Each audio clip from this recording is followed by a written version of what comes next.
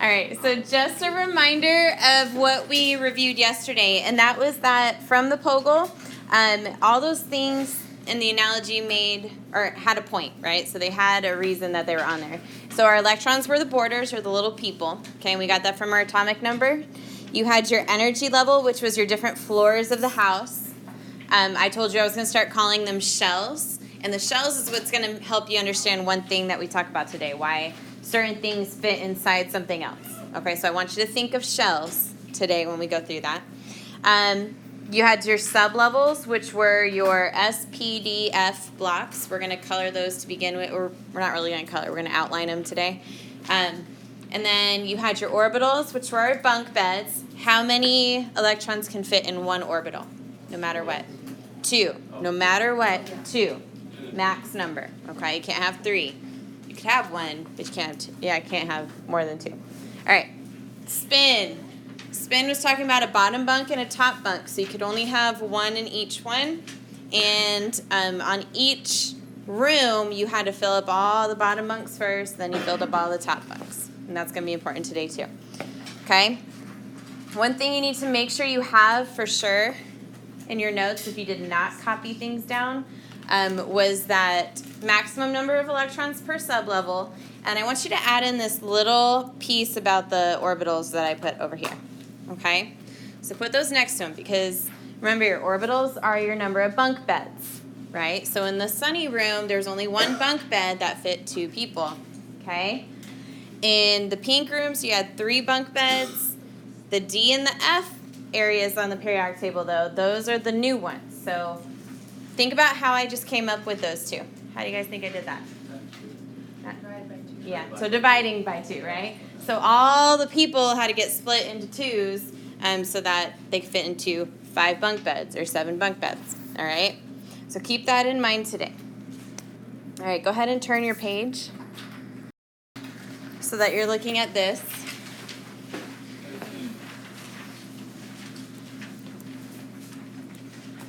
Let me try and make them the right colors today.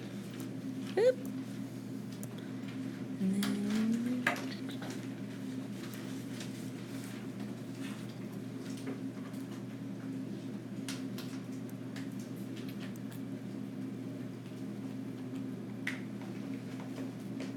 make it that color blue. Okay, all right. So let me know if you can't see it when we're doing this. Okay, so I don't have time to have you guys color it, so you can color it at home, or if you have highlighters, cool. They don't have to be those colors, so whatever you need. I'm going to follow those colors, okay? So the first thing we're going to start with is the S block. So what I want you to do is outline this little area right here.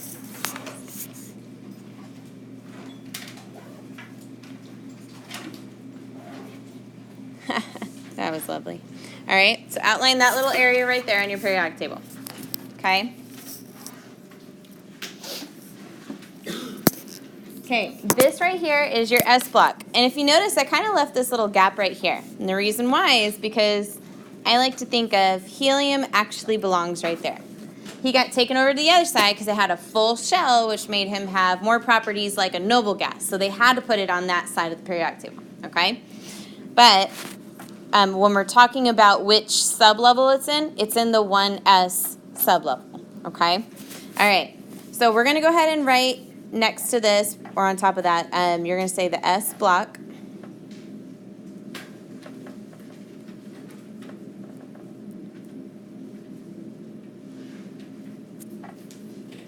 Okay, there we go.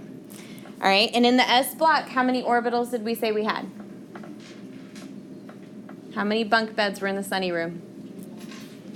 1. So we're going to write on here, we're going to say 1 orbital.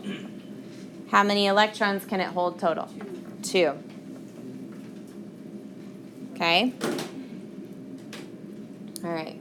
Oh, and while you're at it, go ahead and make these numbers a little bit bigger to see so that you can pay attention to your energy levels. Okay? Because we're going to see those numbers change in one spot. All right. Then we have the area that's over here.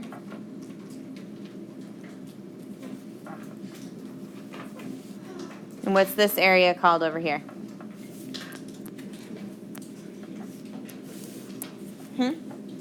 What part of the periodic table is that? Do you think? It has 3 bunk beds and can hold 6 people. Pink rooms. Yeah, there we go. So this is the P block area of the periodic table. Okay. How many orbitals now? Go ahead. 6. No. How many orbitals? I just said bunk beds, right? So 3. How many electrons? 6. Okay. All right. Then we have this little area right here.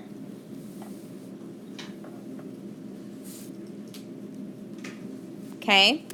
This is, can you guys see that blue people in the back? Can you see that? Yeah? Okay.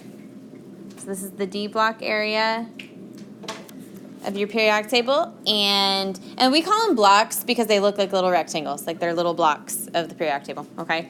All right. So here, how many electrons can it hold? Who remembers that?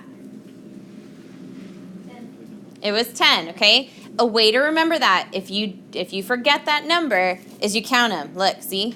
1, 2, 3, 4, 5, 6, 7, 8, 9, 10. Okay, that's where those numbers are coming from. Just to be clear. Okay. See if I can erase. There we go. Sweet. All right. So, so there are 10 electrons that can be held. So how many orbitals are there? 5.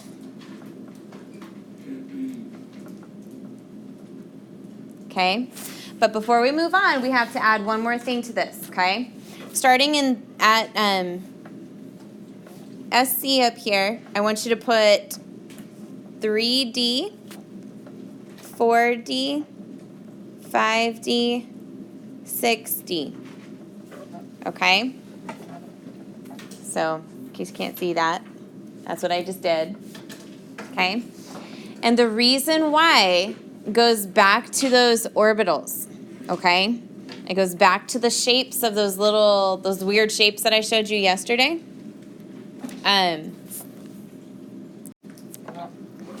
What that thing is talking about, though, okay, is if you were to look, these are our different shells, right? Okay, what is the shell?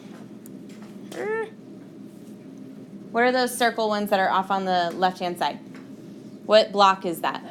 That's your S, right? They're spheres, okay? So this right here, this is where we start talking about the D block on the periodic table, okay? And so when we say that this goes back to 3D on the 4th level, what we're saying is it's smaller than that 4th shell. Does that kind of make sense? So this fits inside that sphere that's right there, okay? And so am I ever going to ask you about that? No, but some people really want to know why the heck we make things complicated. That's why. It's because it goes back to the 3rd energy level. It's not big enough to go outside of that 4th shell. So all has to do with atomic radius here, okay? So, therefore, we have that 3D, 4D, 5D, 6D. And when we go to start finding things in this 4th energy level, you're going to actually have to write it that way. So you would say something like 4s2, 3d10, 4p3. It's going to sound weird, okay? But that's why.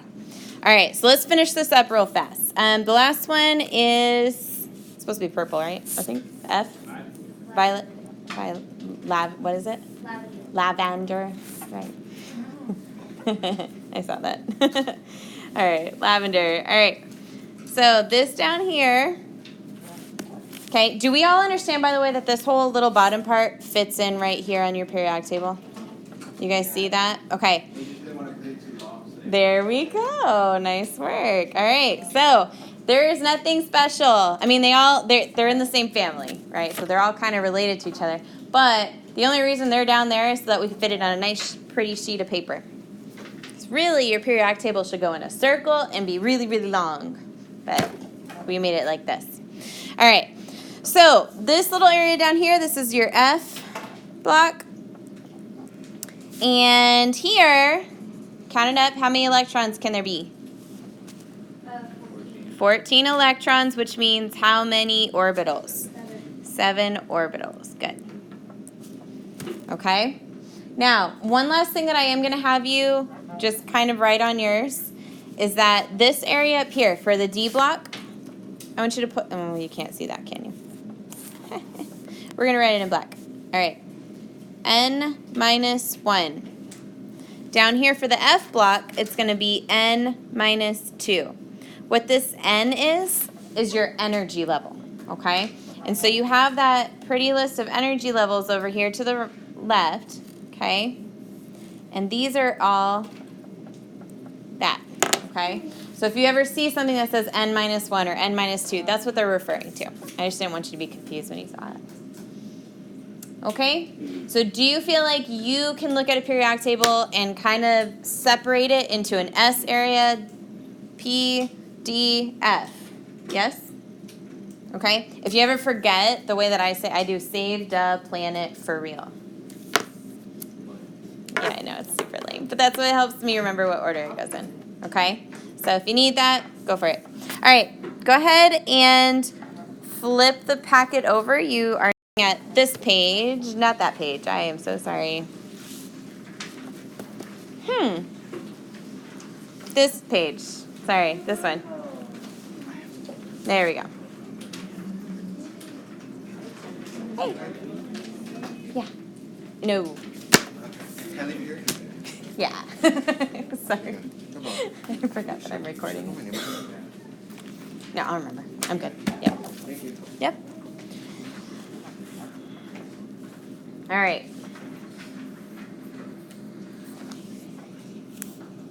Are you guys good?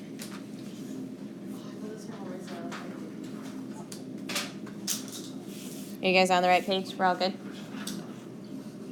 Just ignore this. I don't know how to make it go away. All right, we're just going to do that. Okay. Okay, so what I'm going to do is I'm going to show you how to do these. I'm going to model it with these, and then you guys are going to do the bottom part, okay? So one important thing that you need to have on your desk, so if you do not, go get one right now, and that would be a periodic table. So make sure you have your periodic table.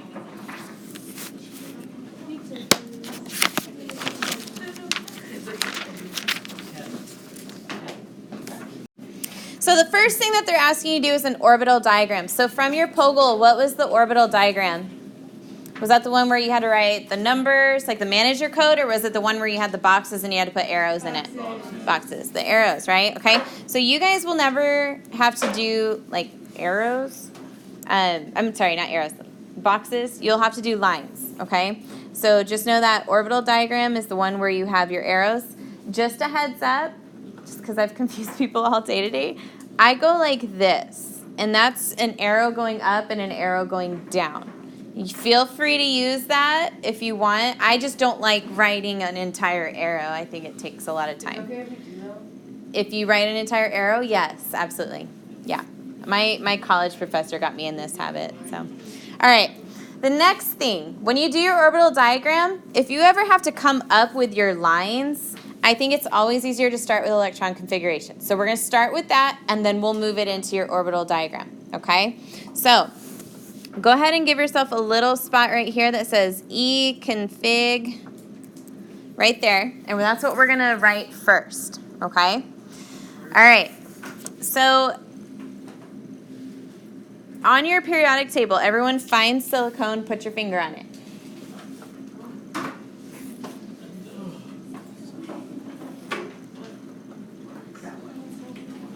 Okay, does everybody have silicone right there? 14? We're all good? Okay, so I'm going to kind of show you how I do this, okay?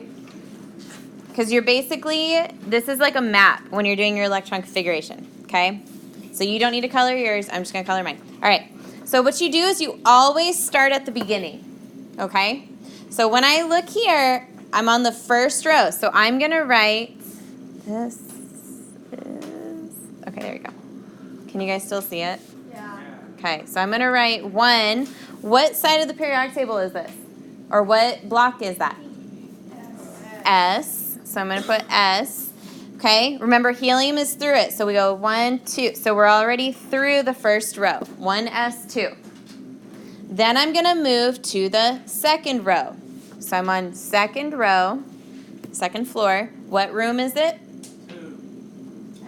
S again. And I move through both of them. So I say 2s2.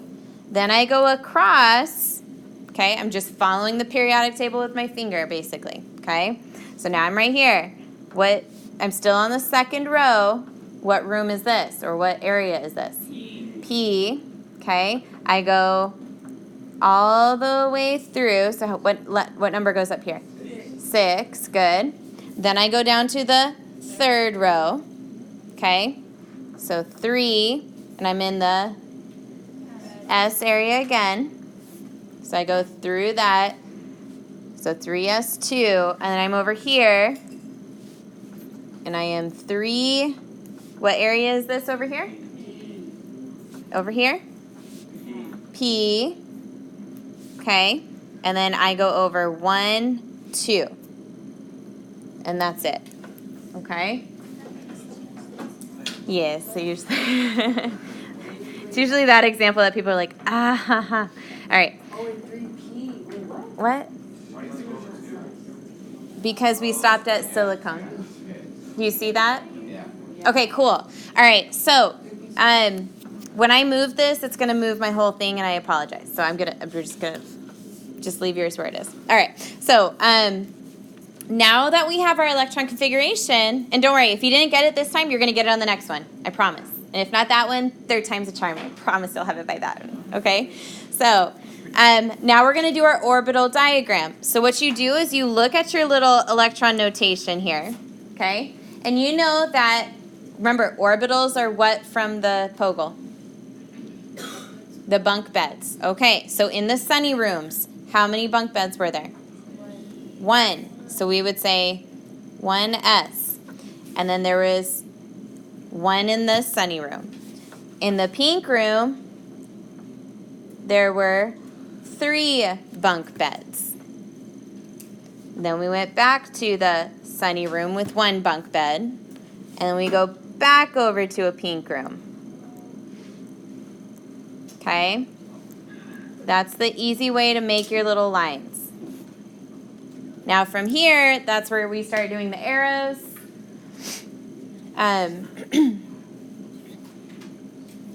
So we start filling them up. We go up, down. Second one, up, down. I did not give myself room. If you can't see it, just let me know, okay? So when you get to a pink room, you go up, up, up, down, down, down. Why did I just do it that way? Fill in one of the bunks first, right? So fill up either the top bunk or bottom bunk.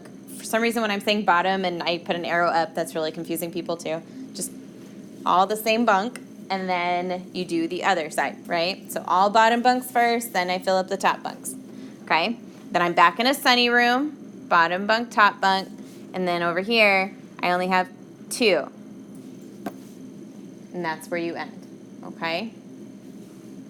Now, you guys can kind of look in your packet. If you just, if you kind of flip that second page, this is really what you guys are going to have on your test. You will not probably be asked to ever put in your own lines, okay? Because I think it's mean. I think that was kind of brutal. But do you guys kind of see? It's like a page away. You see how it already has the lines. As long as you can put your arrows in, you'll be fine, okay? Okay. All right, so let's look at nickel. Nickel's a fun one. Yay.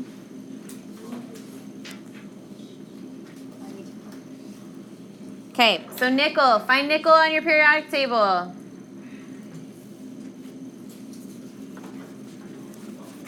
Everybody find it? All right, do we see what block is nickel in? Yeah, so that means we get a little complicated, right? Okay, so we're going to end here, right? We all got that? On nickel. Okay. All right, I'm going to write mine on my periodic table. Okay, so we're going to start at the beginning again. So we're going to say first floor, sunny room. I moved through both. Okay, now I'm on my second floor. 2S what? 2. I go across. 2P6. I'm on the third floor. 3S2. I go across. 3P6. I'm on the fourth floor. 4S. How many?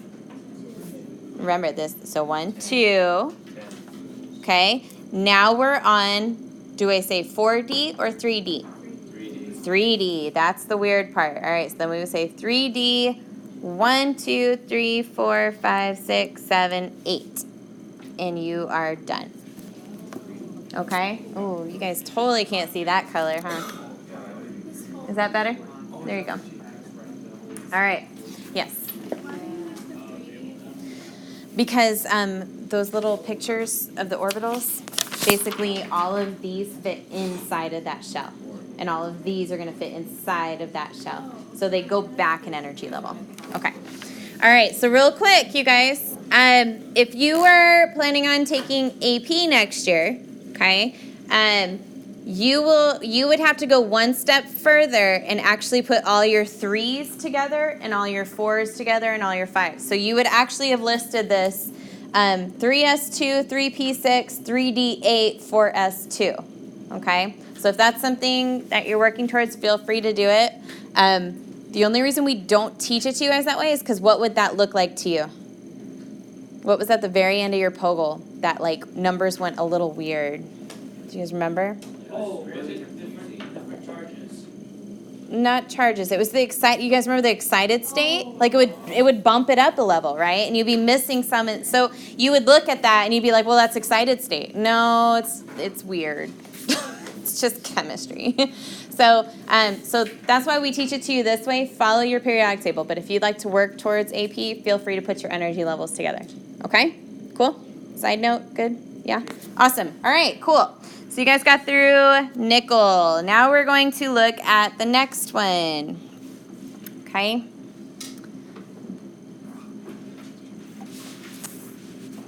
And I promise I will post all of these answers in just a second, or you can come up and copy them if you are not copying them quick enough. If you just want to listen right now, it's okay. Okay? All right, so what's the next one we're doing? Write the electric configuration for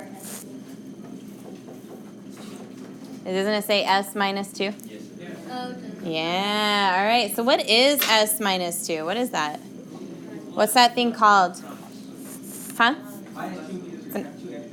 Good. So it's called an ion, and it has 2 more. I would write this next to it. 2 more electrons. Okay? Oh, that was a bad color. Sorry, you guys. Can you see that?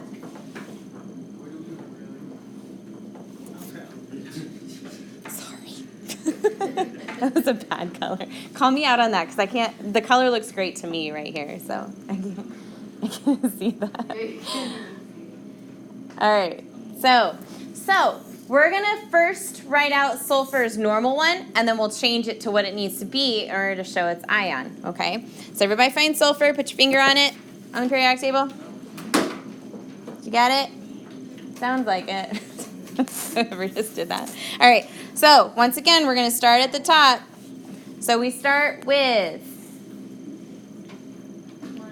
I'm gonna actually shrink this. Right. 1s2, and then we're next level.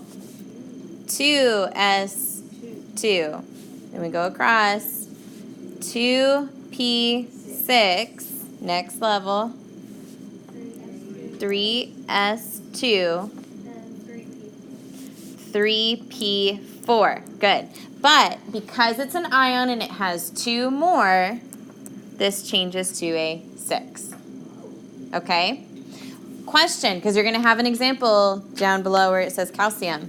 It's calcium is a +2 charge. So what does that mean? Take away 2 of the electrons. So that would be 3p2 technically. Okay? So you're going to go backwards in electrons. Okay? All right, cool.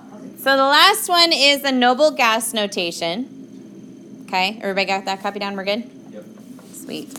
Okay, so noble gas notation.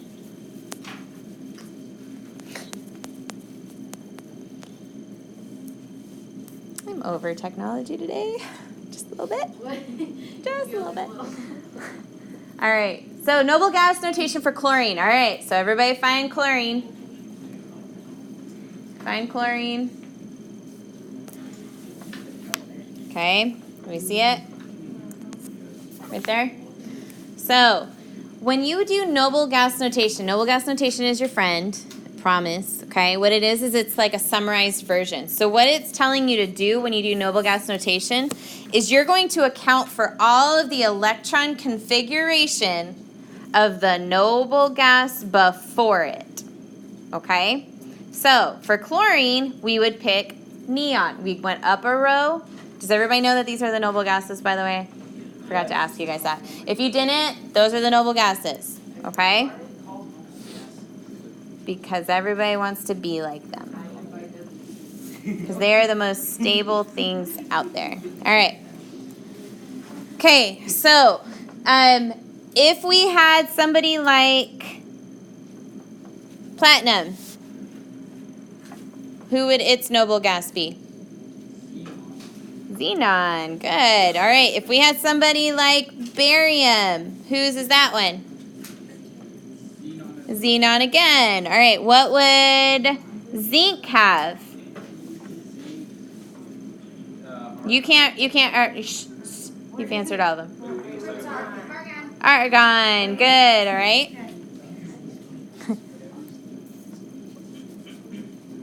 Okay. All right. So, for chlorine, let's go ahead and do it. Okay? And if you're confused, pay attention. Shh. Stop. Okay. So, for chlorine, we've now said that neon is going to be our noble gas, right? By the way, on your guys' thing, go ahead and put this around noble gas so that you remember. Brackets.